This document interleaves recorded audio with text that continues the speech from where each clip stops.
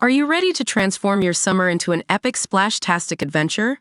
Say goodbye to wasteful, single-use water balloons and hello to the ultimate in reusable, eco-friendly fun with reusable water balloons.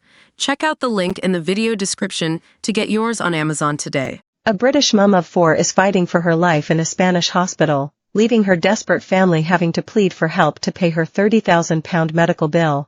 Tracy Ellis, 56, from Newcastle upon Tyne, fell ill last month during a solo trip away to Tenerife. After being brought to her hands and knees by sharp stomach pains, she was taken to an emergency clinic and diagnosed with acute pancreatitis. She was later placed in an induced coma on life support when her condition worsened and the infection on her pancreas started spreading to other organs. Now her family is pleading for help to cover her medical bill after her travel insurance firm refused to cover it because she was moved to a private hospital. Relatives claim they didn't even know she was in the hospital until she called her children on June 24 to say she was feeling better.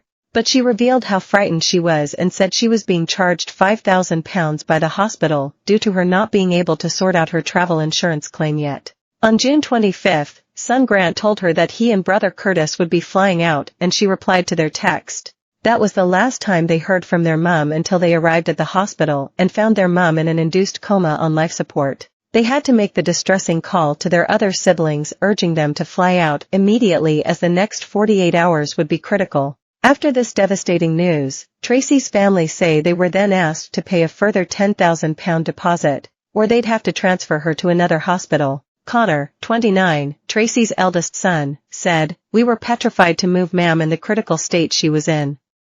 All we wanted to do was to be with her and not focus on the cost involved." Tracy then had to be transferred to a state hospital due to the ongoing demands for money and began receiving further treatment there.